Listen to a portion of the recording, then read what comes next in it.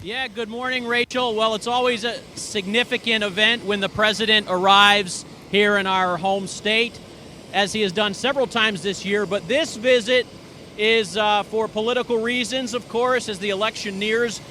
Air Force One there is actually arriving from the west into Sky Harbor Airport today, passing over South Phoenix, and now getting close to Sky Harbor itself. The president today is using the platform of his presidency to draw attention to his campaign.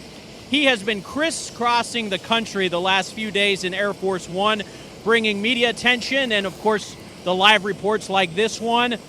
Every step of the way, of course, the president is able to draw a little more attention to his campaign. That's one of the advantages of being the incumbent in this election. There you see it, Air Force One, touching ground here at Sky Harbor Airport. Just to give you an idea of how busy he has been over the past few days. He was in Florida on Friday, a crucial swing state. On Saturday, he was in both Michigan and Wisconsin. Also crucial to try to attract especially those blue-collar and union votes that he needs. Yesterday, he was in Nevada, where, like Arizona, Joe Biden is leading in most polls. He actually then went to Newport Beach Sunday afternoon in California for a fundraiser. Then he went back to Nevada last night for another rally. So this is a furious pace he is on. The Biden campaign is outspending the Trump campaign right now 2-1 in TV ads. So these kinds of visits are very important for President Trump as he makes use of these avenues to reach audiences. Now, the president also arrives here as, according to the New York Times, more than 70,000 new coronavirus cases were reported on Friday in the U.S. That's the highest figure since late July. Even though the country is seeing a surge in cases, the president is making clear he does not want to focus on the virus. According to several news outlets on a campaign conference call this morning, they were listening in with the president. President Trump said that, quote, people are tired about hearing about the pandemic. And this also made news. The president said, quote, people are saying whatever, just leave us alone. They're tired of it. People are tired of hearing Fauci, of course referring to Dr. Anthony Fauci. The president added, and all these idiots, were the president's words. He went on to say Fauci is a nice guy. He's been here 500 years. So President Trump not holding back probably his frustration of the messages that are coming from his own CDC, his own scientists in the federal government, who continue to stress to the American people the importance of remaining vigilant and following social distancing guidelines. Now, here in Arizona, as the president arrives here, Air Force One is now making its way on the tarmac back towards us. We're keeping our camera trained there on Air Force One. Here in Arizona, positive cases are up in rural areas, which is a particular concern for health officials. And in fact, it's those rural counties that the president is relying on to help him with Arizona, again, like he did in 2016. The president, after he exits Air Force One, he will get on one of these VH-60N Marine helicopters that are probably just about 30 yards away from us where our cameras are. When the president actually steps into that helicopter, as we know, according to protocol, it becomes Marine One. When he is not in it, it is known as Nighthawk. So we've got 2 Marine helicopters here on standby. We saw several others earlier that may be part of an entourage once they are in the air, and the president will fly to Prescott. So as we watch Air Force One here shuttling along the Sky Harbor tarmac, I want to toss it over to Bram Resnick, who is in Prescott, where the president will be in just a little bit. Bram, are the crowds gathering there yet? Oh yes, Joe. They've been gathering here since early morning. Looking around, I'd say we have a few thousand people. They are still streaming in, some walking along a small highway to get to Prescott Regional Airport. Looking at this crowd, typical for a Trump crowd, I would say there are fewer than a dozen masks. Obviously, people, no social distancing for this event. For President Trump, this visit, he really needs these folks. This is Trump country. He's playing catch-up right now. The president is down to Joe Biden, about 3 to 4 points in the polls. But don't tell these folks about it because they don't believe it. And Senator Martha McSally is down in her race to Mark Kelly. So Republicans are in a real fix here. The president was supposed to come to Yavapai County about 2-3 weeks ago for that fix. He got the coronavirus instead and had to take care of himself. So he's making up a northern Arizona and southern Arizona visit today that had been scheduled a few weeks ago. The news Joe's giving us about Marine One shopping up here will be very interesting to residents of downtown Phoenix. Over the weekend, we saw a lot of military choppers flying north-south over central Phoenix. It was pretty clear they're going to Prescott. I think Joe's right with what he said a minute ago, in that they will be escorting the president up here to Prescott. We saw Ospreys, Marine Ospreys, we saw Chinook helicopters, we saw Black Hawk helicopters, so it could be quite an armada leaving Sky Harbor Airport for Prescott Regional. Air Force One, Boeing 747, can't land here because they don't have runways long enough to accommodate an jet of that weight. Doesn't have enough length to get off the ground, so no, these folks, I don't know if they know it yet, but they won't be seeing Air Force One today. Might come as a minor disappointment. I will tell you, they're already jacked up. Yavapai County is important for the president in this way. Right now, Maricopa County is trending for Joe Biden. Maricopa County is the big dog in Arizona. If you win Maricopa County, you should win a statewide election. The president is banking on running up the score in rural counties like Yavapai, Pinal, Mojave County to counter the huge vote in Maricopa and the potential lead that Joe Biden might have. So he's not here on these campaign fly-ins in the last 2 weeks. He's not trying to win new supporters. He's trying to get every Republican out to the polls. And about the voting by Republicans, it's interesting because right now in the early vote, about 20 to 30% of the projected total vote is already in. And what's interesting is Democrats are leading. More Democrats have voted, far more Democrats have voted than Republicans. That is a big turnaround from voting patterns really over the last decade or more here in Arizona. Generally, it's Republicans who show up late. So the question is, are Republicans holding back, waiting to show up at the polls? Talking to folks here today, many of them have already cast their ballots. They're not paying attention to what President Trump said about problems with mail-in voting around the country. They believe, many of them, mail-in voting here in Yavapai County is great. Maybe in the rest of Arizona, there might be some problems. Joe, I'll send it back to you. Okay, Bram, thanks a lot. Yeah, there are a lot of political strategies in place right now as the president arrives here. Of course, as you mentioned, trying to shore up that rural vote. And I'm sure as Bram would agree, because I know you've covered a couple of these rallies up there in recent years, Prescott is sort of a home turf for him. He is wildly popular there and receives incredible receptions when he does have his rallies in Prescott. Right now, Air Force One is about 100 yards in front of us. And typically when the president arrives here, we do see dignitaries joining him to welcome him, the governor, senators. But again, this is a transition stop, so that's possibly why we are not seeing anyone arrive here to welcome him. But we do see now to our right the press corps, the traveling press corps, who follows the president on the stops he makes. So they are exiting first to our right on Air Force One.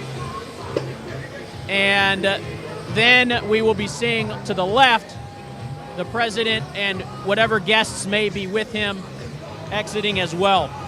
You know, it should be pointed out that we wouldn't be doing our jobs if we didn't also. Actually, I'm going to go ahead and actually tell you exactly what we're seeing in front of us, because we do now see the governor, and it looks like Senator Martha McSally there to welcome the president. So it's possible they will make a trip with him to Prescott, but that's unclear, at least from where I sit on the ground. So the governor is here to welcome the president.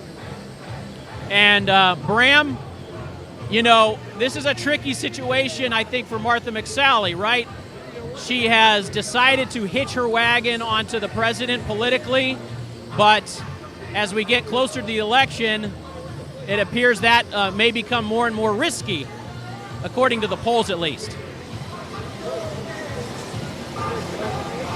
Yeah, that's right, Joe. What's interesting about the polls to date is a couple of things.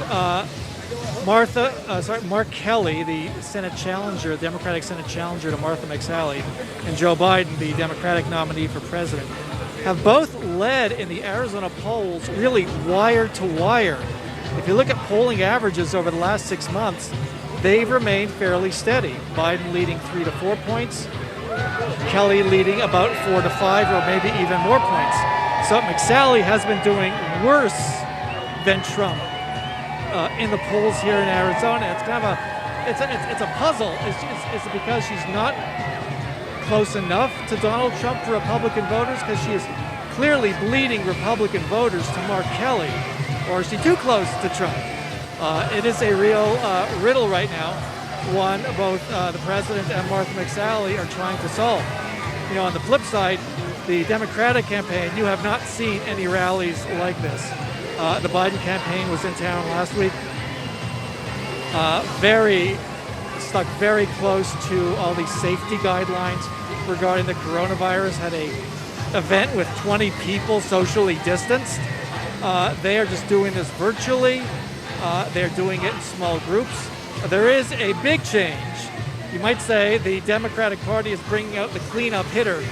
Their closing argument for the last 2 weeks of this campaign, President Barack Obama is back on the campaign trail for the first time in 4 years, or actually 8 years. He really last campaigned in 2012. Okay, I'm going to have to wrap it now because there's action at Sky Harbor. Let's send it back to you. Yeah, Bram, and I'll just go ahead and cut in here with the fact that the president is exiting Air Force One, and he's here with the governor and Senator McSally. And as I was about to say beforehand, we wouldn't be doing our jobs if we didn't point out, too, that the president, especially over the last 2 or 3 days, as he holds these rallies and uses this very prominent position he's in, has been spreading disinformation. He's been spreading false information about mail-in balloting. He's just been talking about ballots being lost. Yesterday, he said 50,000 ballots were found in a river. That is patently false. He has also been spreading misinformation about the coronavirus. One of the claims that he has made is that 85% of people who wear masks are likely to get the coronavirus.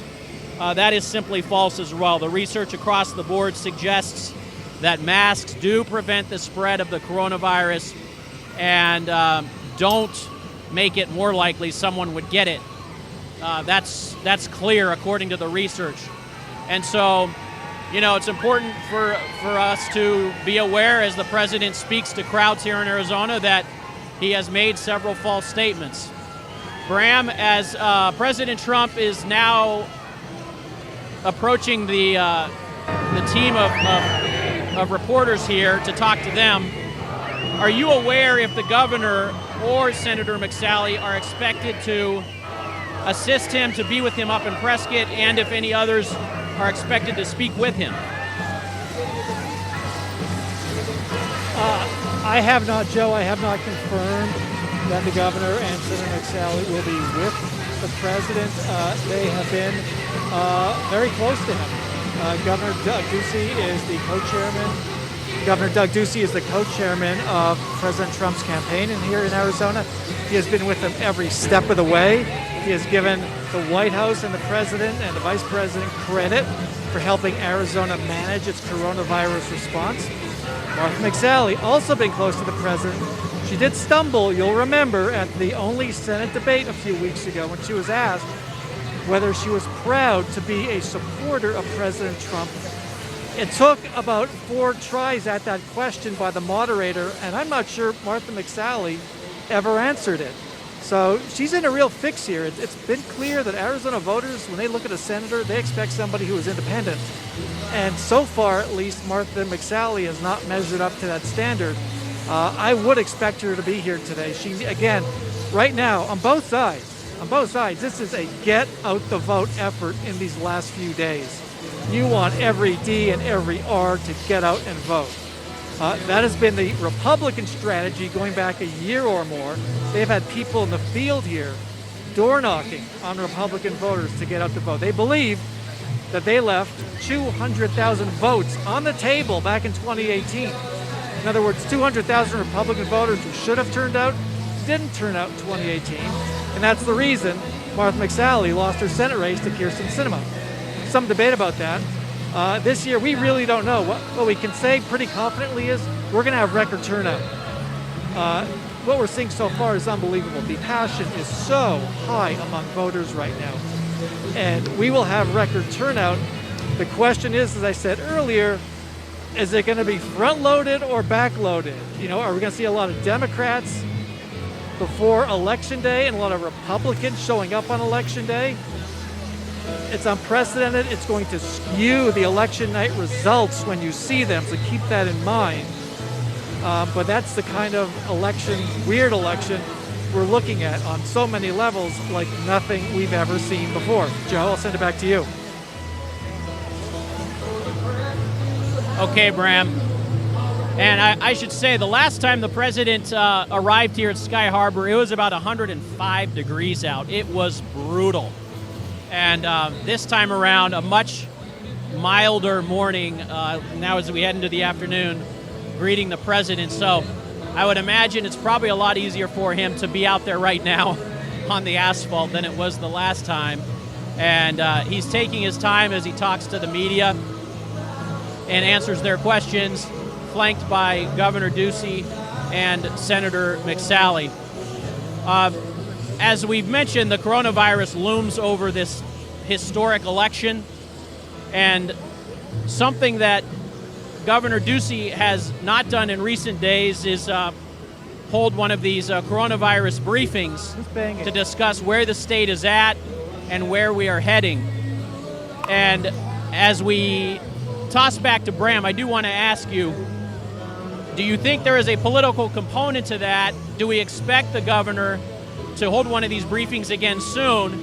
And what are the dynamics involved of dwelling on this pandemic if you are a Republican like Governor Ducey and the president during a time that the pandemic is heating up again, the cases are heating up around the country? Well, clearly the president's handling of the pandemic is a real political problem and a real health problem for the country. I'll tell you, up here in Yavapai County, the pandemic did not hit as hard. However, it is spiking here as well as it is around the state. Governor Ducey has hitched his wagon to the president on this, and it's hard to see him letting go now, although you are seeing some Republican senators slowly backing away from Donald Trump. Unclear to me whether Doug Ducey will ever hold another press conference on this. We're going to go to President Trump now. I'm going to be there. But, you know, I told you about the last one, and I was right. And I told you about Savannah Guthrie, and I was right. And I'm telling you about Kristen Welker. Kristen Welker should put all of her statements back on. She deleted her entire account. She shouldn't do that. With what? Are they trying to have the moderator be able to turn off the mics? Is that what I have no idea. I'm doing this. What am I doing to prepare? I'm doing this. I've done very well in debates, and you know, you do what you do. You just do what you do. The last debate I had 2-on-1. I usually have 2-on-1 at least. And I did well on the last debate, and we did well with Savannah Guthrie based on reports. But all you can do is, look, you know, you go around, we do interviews with you. This is like, I call this debate prep. This is actually tougher than a debate, if you want to know the truth. Will you do the testing before the debate, and will you authorize will you do the testing before the debate, and will you yes, the COVID testing, and will you authorize your doctors to tell us when Sure, I would have no problem with it. I'm not only am I free, positive or whatever, what would you call it? I'm totally free, right? Not only am I free, I'm immune, they say. They say if you've had it, you're immune. Now the question is, are you immune for 4 months or for the rest of your life? That's the only thing we don't know. Will you authorize your doctors to tell you when you tested negative last before the last Is that debate? very important to you? You Yes, seem sure to it be is. so intent. But if it's so important to you, why is it so important to you? Because we want to know how long No, you but may why? have been. Why? We want to know if you followed the rules. I know, but why is it so important to Will you? you authorize your Look at doctors the to release dedication. that Yeah, information? my doctors have already given it. You know, my doctors have given more information than has been given on any human being in the history of the world. Go ahead. Authorize that Campaign strategy seems to be to call Biden a criminal. Why is that? He is a criminal. He's a criminal. He got caught, read his laptop, and you know who's a criminal? You're a criminal for not reporting it. You are a criminal for not reporting it. Let me tell you something. Joe Biden is a criminal, and he's been a criminal for a long time, and you're a criminal in the media for not reporting it. Good luck, everybody. Have a good time. Have a good time.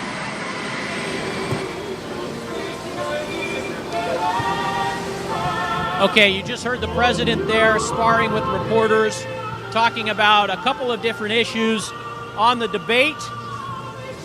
The president was asked if mics should be cut off during the debate, a reference to the last in which, both sides were accused of interrupting the other, but the president was had interrupted far more, and so they asked him if they should be cut off. The president says he doesn't know.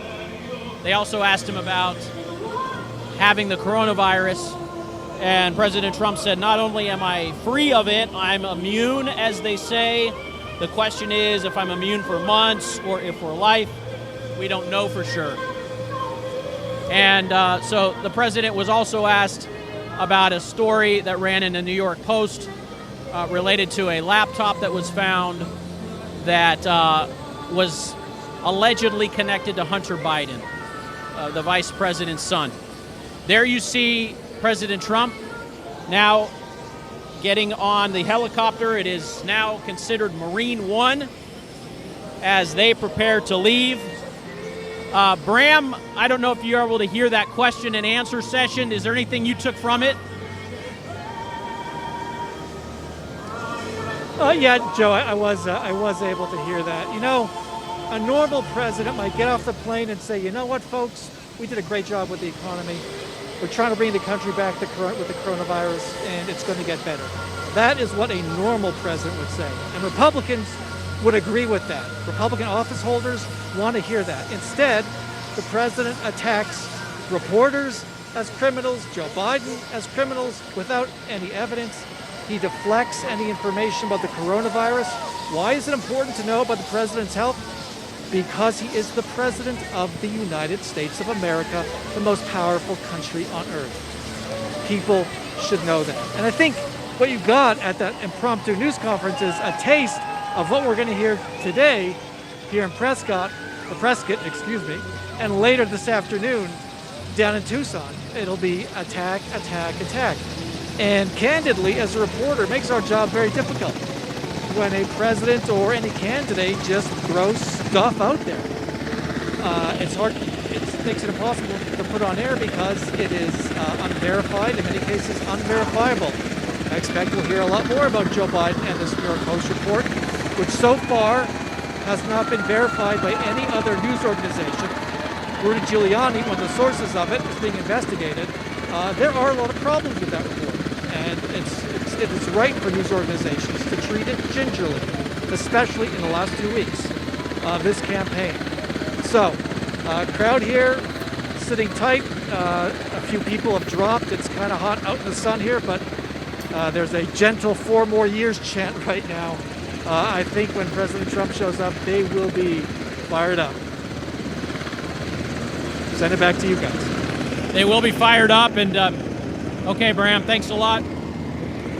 Yeah, they will be fired up, and as Bram mentioned, you can expect the president to go on the attack on several fronts in his speech as he heads now to Prescott. It's very loud here where we are. I can barely hear my own voice. I want to toss it back to you, Rachel, as Marine One prepares to take off from Sky Harbor. All right, thank you so much, Joe Dana, there live for us at Sky Harbor Airport. And of course, Team 12 political insider Bram Resnick live in Prescott with continuing coverage all day long here on air and of course online and the free 12 News app. President Trump and Democratic nominee Joe Biden are expected to face off in their final debate on Thursday. The debate will be at Belmont University in Nashville, Tennessee, and will be moderated by NBC's Kristen Welker. President Trump and Biden are expected to talk about COVID-19, race in America, climate change, national security, among many other topics. You can watch that debate Thursday night right here on 12 News. Democratic vice presidential nominee Senator Kamala Harris is getting back on the campaign trail today. She's making up for events she canceled over the weekend after 2 of her staff members tested positive for the coronavirus. She was tested for COVID-19 on Friday and was cleared to get back on the road again. Today she'll be in Florida for the first day of in-person voting there. And here's a look at several important dates coming up. This Friday is the last day to request a ballot by mail. You can ask for one to be mailed to you on the Secretary of State's website. Just make sure to do that before 5 p.m. on Friday. The last day to mail that back is October 27th. And you'll also be able to start voting on weekends starting on Saturday. And remember, we've put everything you need to know about Decision 2020 in one easy to find place on our website. Just head to 12news.com/plan your vote. You can find all of that information there as we continue to watch what is now Marine One take off from Sky Harbor Airport. We saw him fly in on Air Force One, but as Bram Resnick told us, Prescott Regional Airport does not have a long enough tarmac to sustain the Boeing 747 that is Air Force One. So now we're seeing him take off in Marine One, and President Trump making his way to Prescott for the roughly scheduled noon rally out there. And then afterward, he will make his way to Tucson for a roughly 3 o'clock start rally there in Tucson. And there they go. We'll have continuing coverage, as we said. Make sure to stay with 12 News for the latest on President Trump's visit. We'll have continuing coverage throughout the day here on air and on the 12 News app. Stay with us. We'll be right back for 12 at 12.